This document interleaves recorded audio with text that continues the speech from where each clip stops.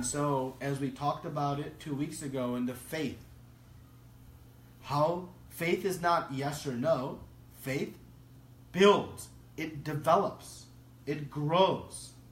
Similarly, our confidence will grow. It may not be absolute today, it likely is not. But how will it build? Through experience. As we experience by the practice of our spiritual life some desired results, and we see by our practice the undesirable results of other activities, our confidence will grow. As we experience the mercy of the Lord in our practice, our confidence will grow. So, this confidence is very, very important. Because when we have doubts, what do doubts do to our enthusiasm? They kill us. It's like water on a fire. It douses our fire. What douses our enthusiasm, our determination? It is doubts. So confidence and enthusiasm, these two success criteria, we see they go hand in hand. The more confident we are, the more we're able to endeavor with intelligence. So one is the cause, another one is the effect? Not so much, because the endeavor creates confidence also. Why? Because when I perform some spiritual activity, I get some result. And that result increases my confidence. That confidence makes me more enthusiastic. The enthusiasm to endeavor creates a result, and that fuels, so they're connected. They're not linear, one to the other. It's almost like a circular, in a way. That's why I drew this in kind of a circle, because they're all codependent on each other in these 6 success factors.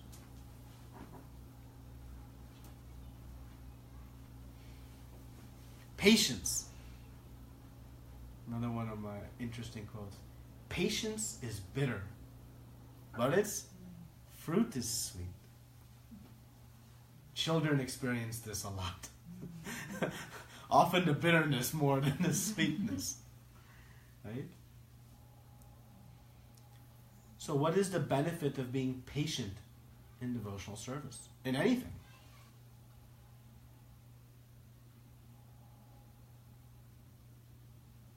Taste the full sweetness of the fruit in the end. We'll taste the full sweetness in the end, as you said. In the end. What happens if we're not patient? You may not experience the sweetness. You may not experience the sweetness. I go to the gym and I run on the treadmill for 5 minutes, and I still have high blood pressure. Done. This thing doesn't work. These people are all wasting their time. And I leave. What happens? You lose on the opportunity to succeed. I lost on the opportunity to succeed. Perfect. That opportunity is coming, we know, if we were patient.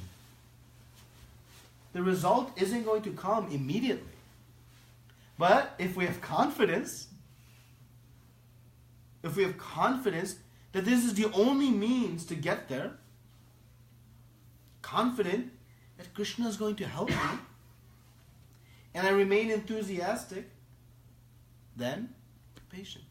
So it's easy to be patient when I have confidence. Then we can remain patient.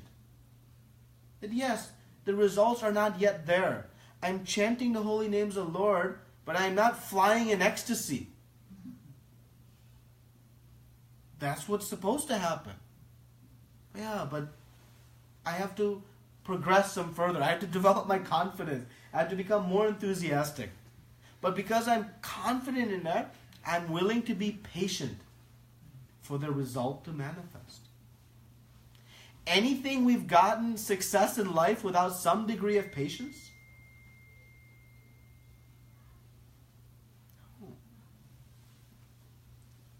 So, enthusiasm is critical to success. Confidence in the goal, the outcome. and also being patient. Sometimes enthusiasm and patience we think to be contradictory, right? In children, that tends to be the case. But they're not. They go hand in hand. So these first three factors of success in our spiritual life are very nicely intertwined. So as we begin to practice our spiritual life, we should think about how I can increase my confidence, increase my enthusiasm, and remain patient. If I go outside and it's raining, it doesn't mean Krishna doesn't have mercy on me because now I'm wet. Right? Sometimes we jump to those kinds of conclusions. We want miracle workers. This is not a miracle happening process. This is a process of self-realization. The fourth success factor, let's explain. Tat tat karma pravartanat. It's the third line of this verse. So we've discussed, second line. Utsahan, which means enthusiastic. Nischayat, confidence. And daryat, patience. And now, tat tat karma pravartanat. So in anything we do, I'm just going to stick with this example because it seems to flow. We go to the gym. In the gym, there are do's and don'ts. Do this exercise. Don't eat a gallon of ice cream. Do this type of activity. Don't overdo it. Right? So, there are do's and don'ts. And what is the benefit of do's and don'ts? Is it restricting me and limiting me and creating, putting me in a box? What is the reason for do's and don'ts?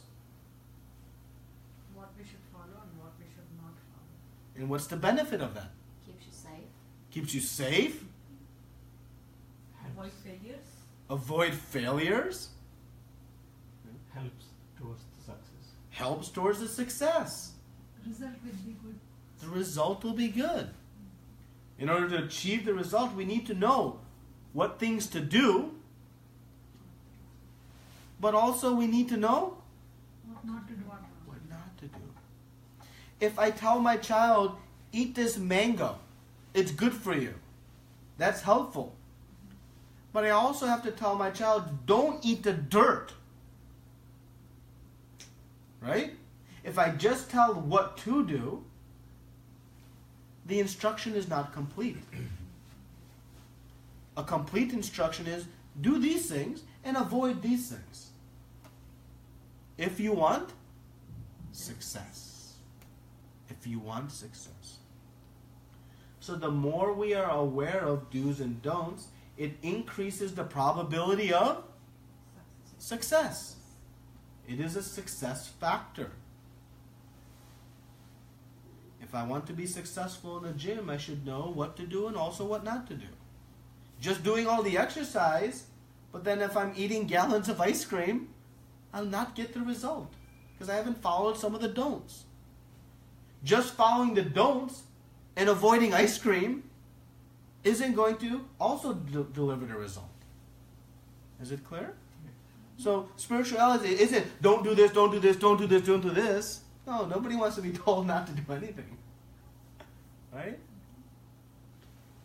So it is about knowing what are good things for us and what are things that are not good for us to achieve success. Study hard for the exam. Don't stay up late watching a movie. That will lead to success. So in all aspects of life. So in our spiritual life, there are yamas and niyamas. There are do's and don'ts. Things that we should follow, we can follow to enhance our success in our spiritual life. What are some of the do's?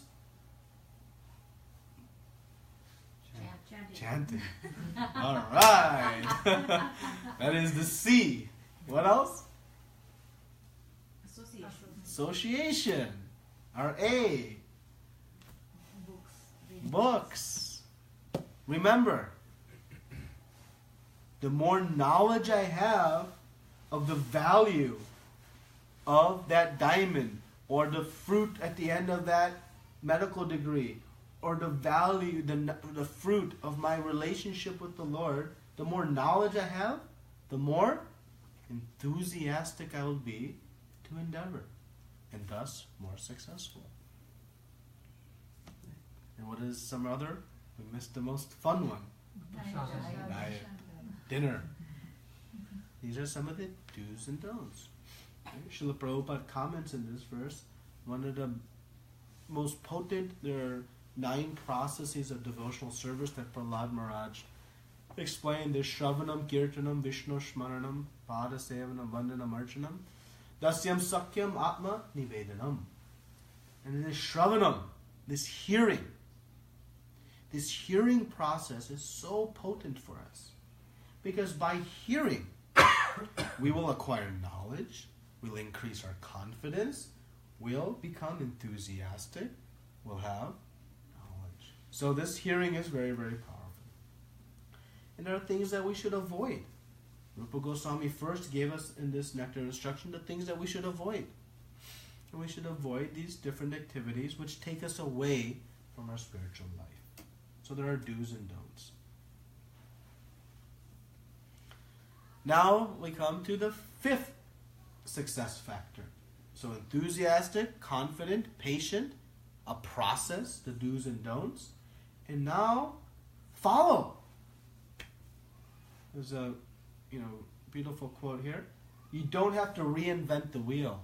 Just attach it to a new wagon. We don't have to invent our own process of spiritual realization. It is there.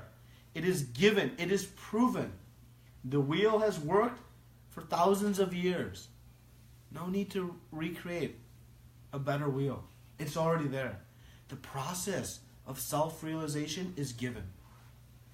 The ABCDs. All we have to do is attach ourselves to it. This idea of, let me figure it out on my own, leads us to lots of potential for wasted effort. Maybe we're right. More than likely, we'll be wrong. What's the best way to assure success in the gym?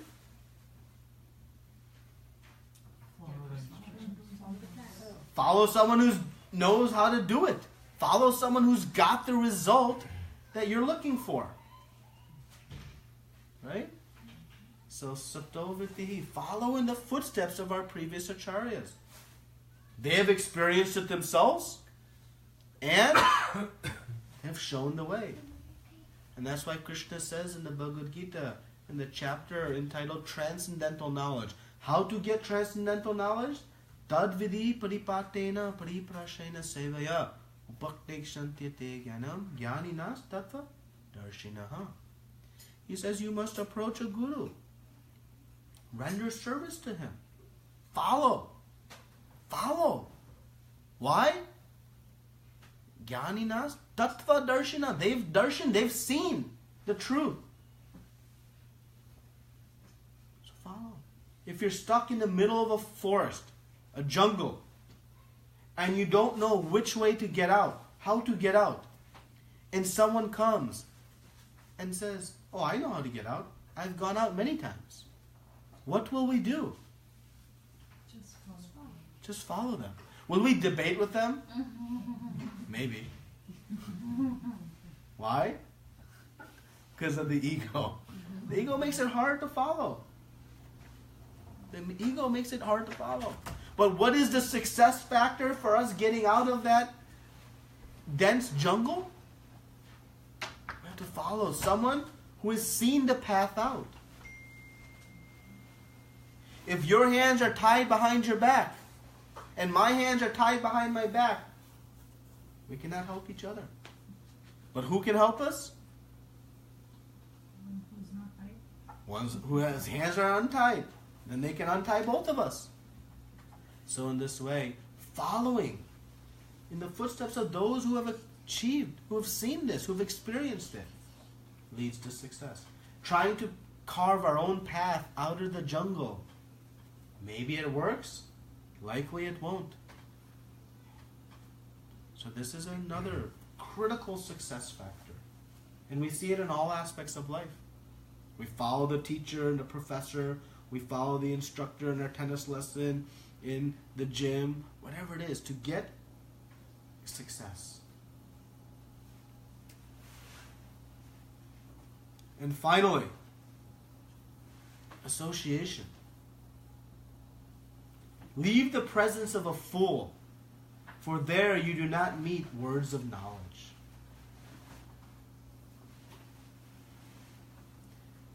It means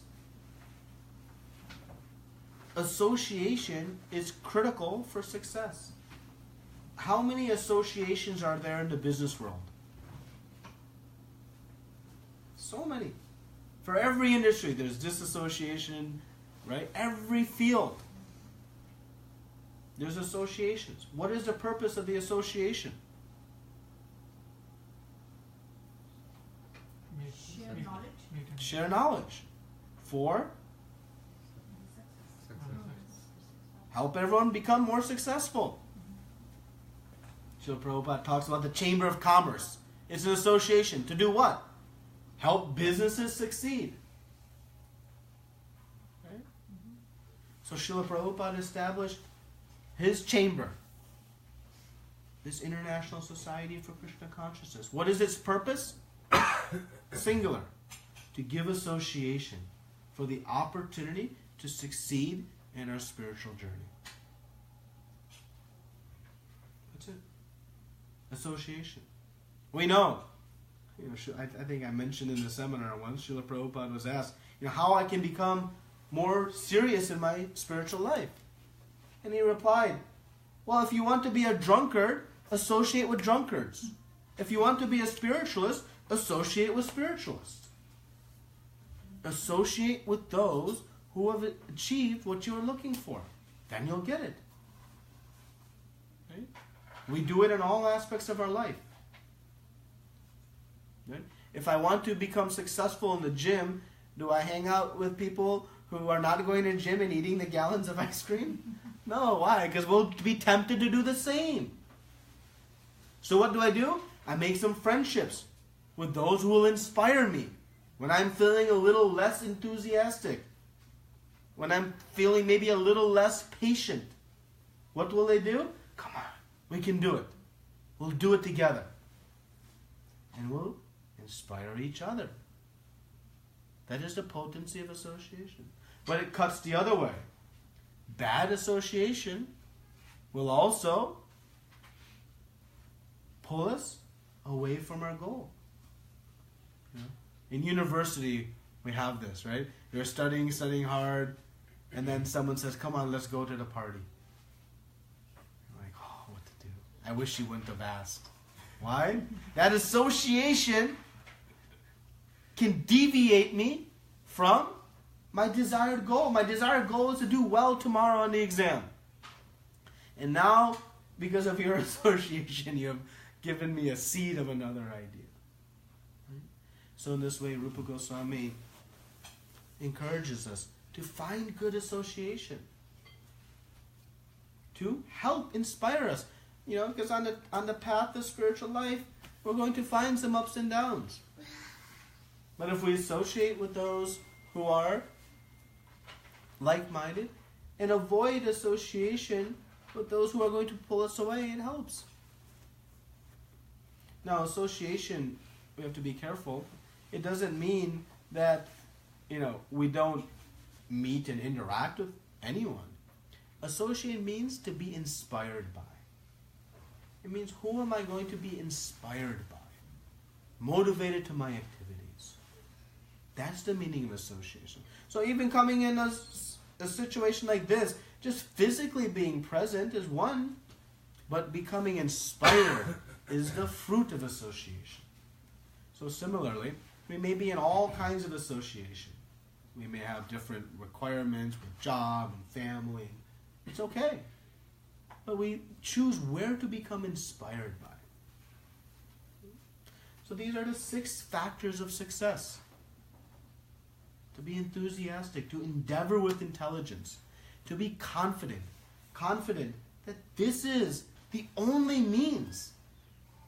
And Krishna is going to help us. These 2 things, if we have faith in, confidence in, very easy to be enthusiastic.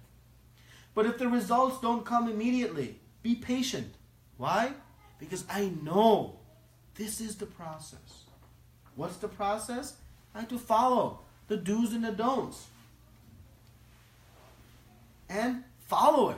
Someone has already led us out of this jungle. All we have to do is walk in that path. No need to reinvent the wheel. It is already there. We just have to attach ourselves to it. And find some help along the way. Partake in association. So these 6 things lead to our assured success, is what Rupa Goswami explains. And as you can see, it would lead to success in anything, any event, any affair, spiritual or not. These are universal principles. But our goal, based on our confidence, should be to find success. You see this little sparrow? What is it trying to do?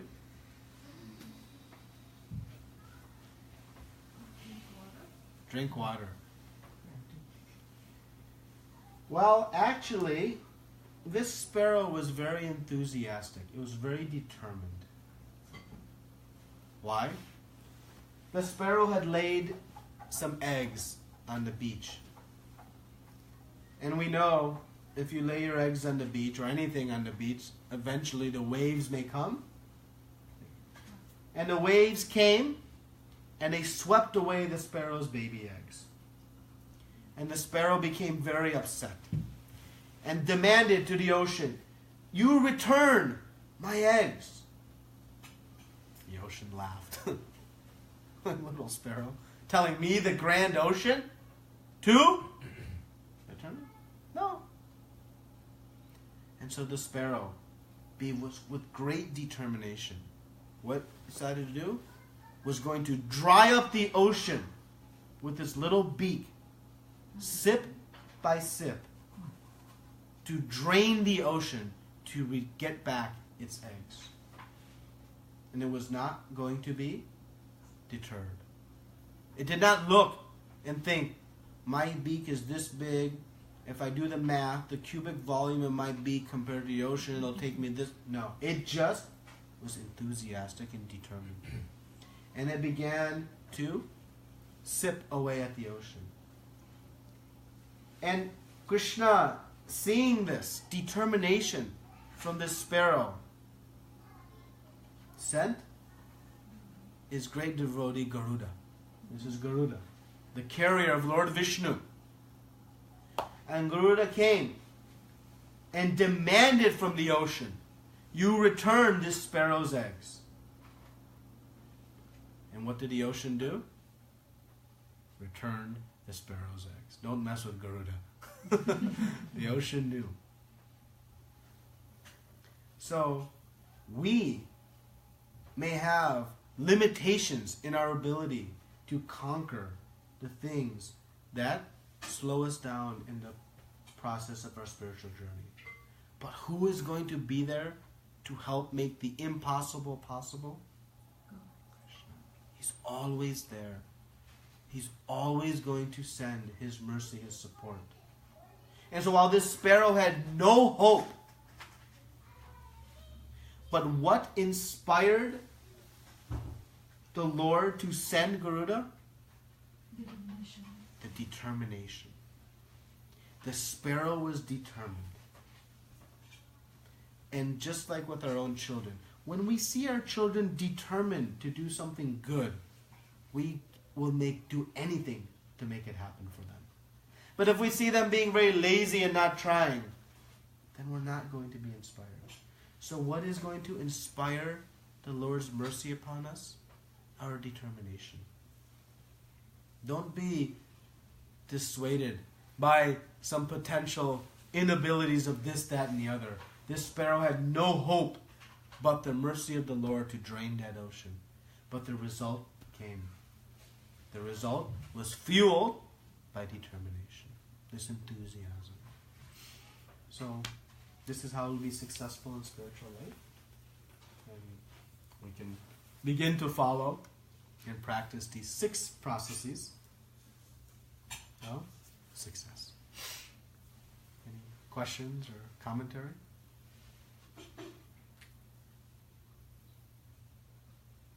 Is there a reason why enthusiasm is number 1? Like, could you rotate it around, or does it have to start with the enthusiasm? I think yes, it is written linearly in the verses 1 through 6. I haven't read specific commentary on if it's in relative order of performance of importance, but we know everything starts with our endeavor, with our action. But I'm not sure you can say one is more important than the other. Okay.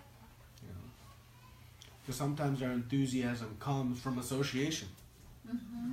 You know, so and you can see they're all tightly related. Mm-hmm. You know, there's not independent. You know, Prabhupada comments in this purport. You know, the key to being successful in devotional life is being patient and confident. Because if you have both, you don't need much else.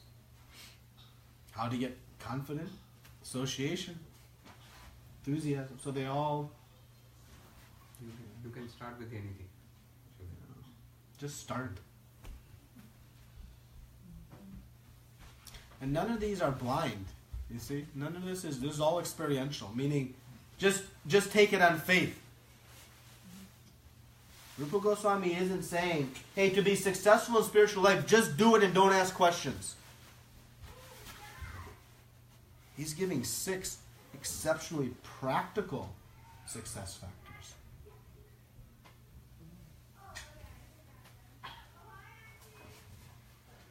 Any other questions or comments? So Prabhu, so what is the goal for this? Goal. We talk about success. Yes. But success to what? What is the goal of your life? All the way back to session 1. Anybody woke up today wanting to be unhappy? And it's the goal of our life. So what is success? Eternal happiness. How to achieve that? What is the only way we'll find it? Krishna consciousness. And it's a question of how much confidence we have in that statement. So that is success. But you can apply success too. So you can say spiritual success. You can say, relationship success, career success, family success, whatever you want. Terrorism success. I mean, you can put even heinous things in here, right? But ultimately, we have to determine, what is my goal?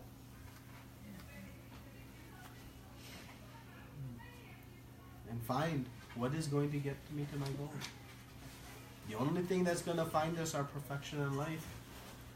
Again, we'll have doubts of that. That's natural. That's why we're in the process of developing our confidence.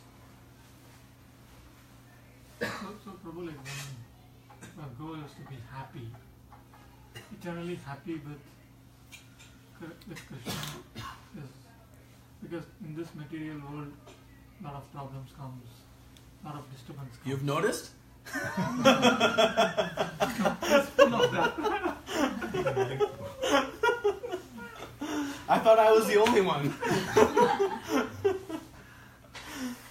So with all these disturbances within you, all the time, which keep on coming and bogging you. So how can I relate that peace and happiness? Yeah. So we relate it by saying, okay, now after I've tried all these other means, I've tried to move to this area. I tried this career. I tried getting that one extra zero in my bank account. I tried getting the extra vehicle. I tried this. Oh boy, I've been trying for my whole life. Hasn't worked. Now let me try some spiritual process. Wait a minute. It's kind of working. I'm noticing a difference. I'm feeling some tangible progress. So it's through the experience that'll build our faith and confidence. It's not going to be just by the knowledge. You have to practice. Right? And you know. How long you've been coming now? 1 year? Why are you coming?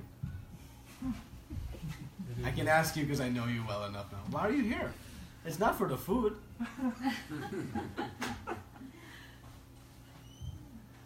There's some experience you're having. And after 1 year, if there was not an experience, would you come? You wouldn't.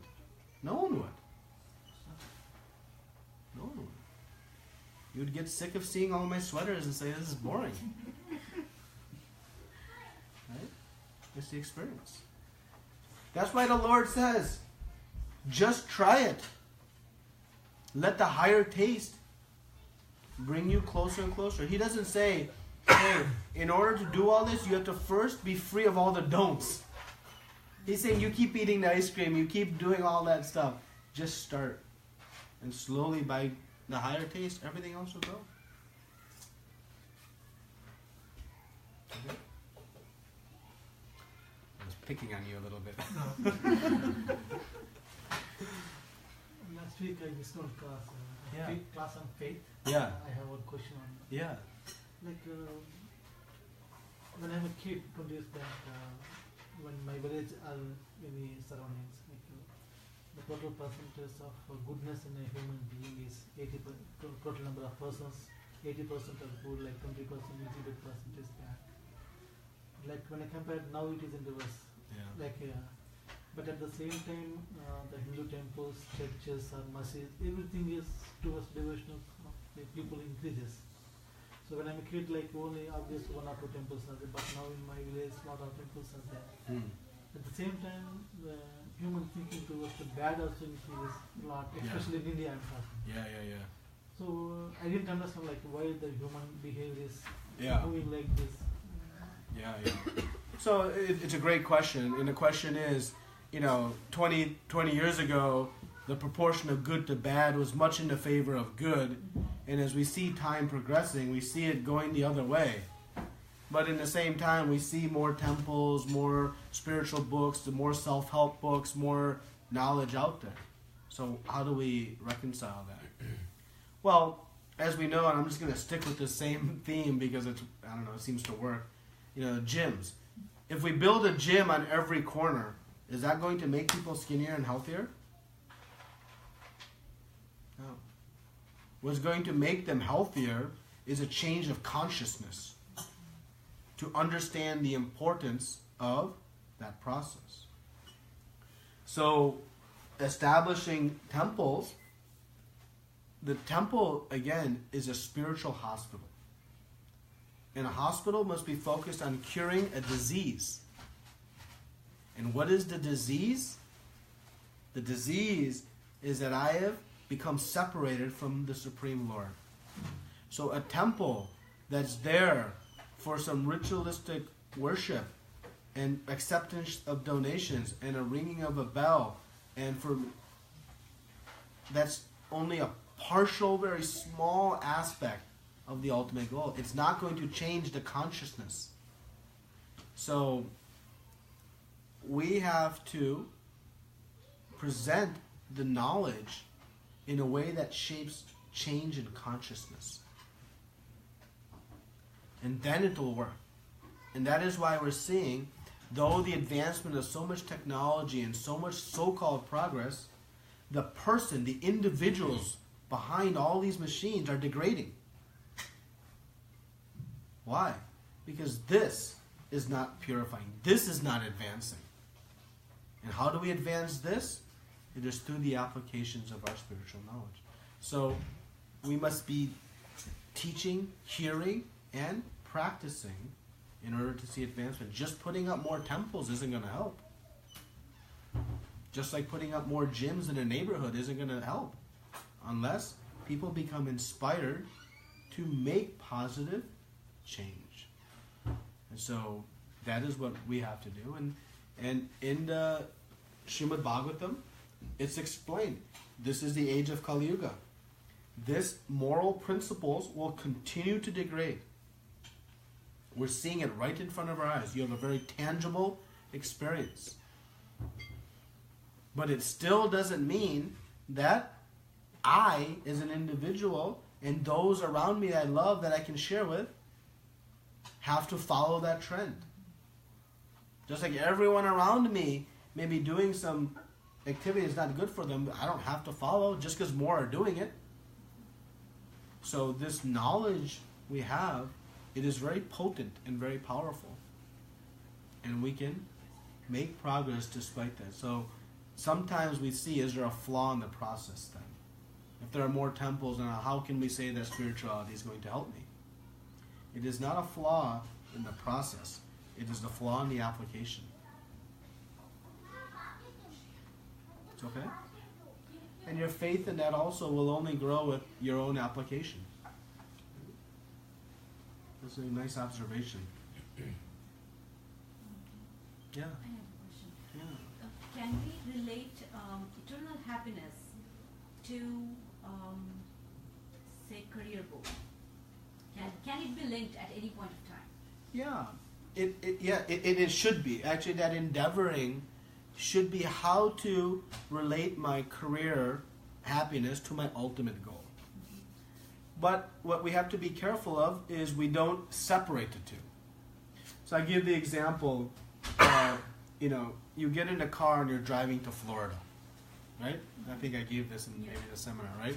You have all the children in the car and you're going to Florida. And along the way, you have other things you have to do. You have to fuel the car. You have to feed everyone. You have to take some rest. Maybe see a sight along the way.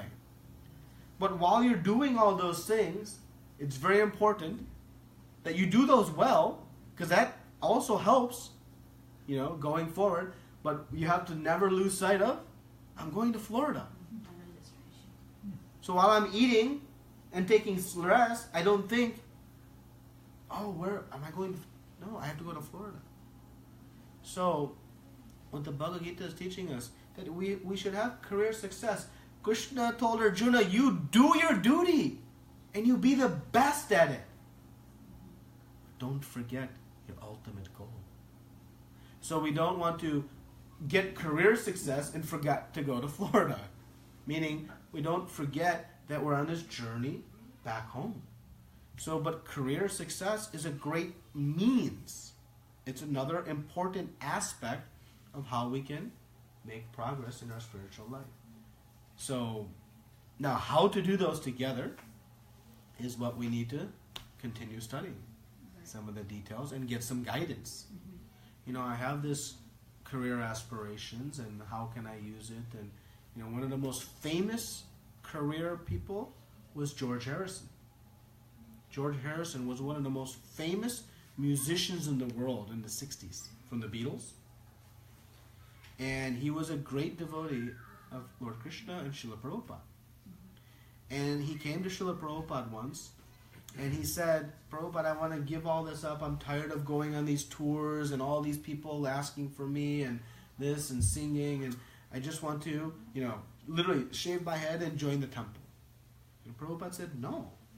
Why?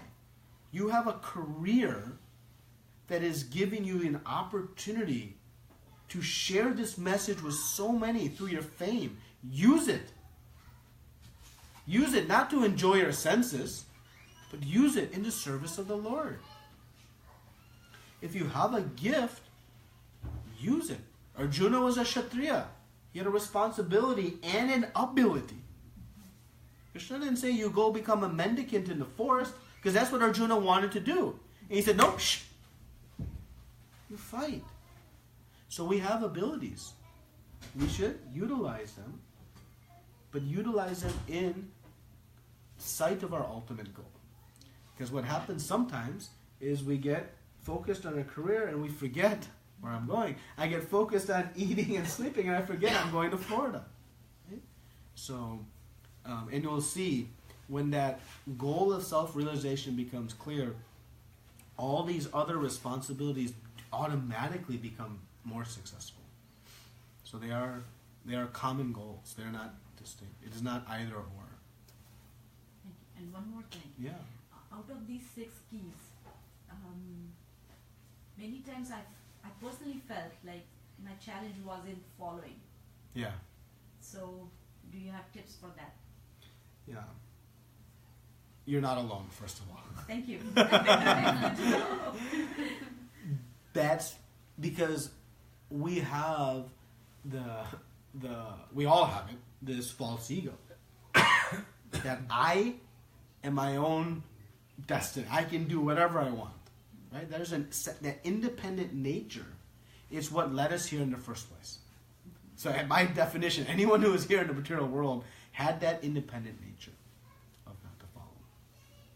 So the best way to understand that is ultimately we follow in all aspects of our life if we really analyze. We follow someone else doing some activity. We follow someone teaching us something. We really are never independent. We fool ourselves to thinking, particularly in our youthful age, when we rebel against, society or structure or whatever, we want to go on our independent streaks. Right? So, how to develop this mood of following? Association is very good at that because we see chanting is very important. Why? Because it starts to break down this false ego. And what we'll see is when we follow, but we can't follow anyone, right? If it's someone who's giving directions is also very dangerous. Why? Because if you go to a street corner and you say, "My dear sir, where's the museum?" and they point that way. Now, if the museum's that way, that person is very dangerous. Better that person said, "I don't know." Right? Why? Because then at least you'd go and ask the next person. It's clear? So we can't just follow any old person or anyone who's got an idea, anyone who sounds logical, because then we might go this way when we're supposed to go this way. We don't know. I don't know where the museum is. So we have to develop some faith in what is the potency of these instructions that I'm following? What is the proof? What is the result of those who have followed? Where is it coming from? How do I know it's coming from the Lord? That type of diligence or analysis we should do. And as we do that, our faith in following will also manifest. And, like anything, try it. But ultimately, it is our ego, and we all have it. So we all have some hesitations in following, and we want to reinvent the wheel when there's no need to. The path is there. Any other questions or? Okay. So we'll chant some japa with the goal of trying to develop these success factors.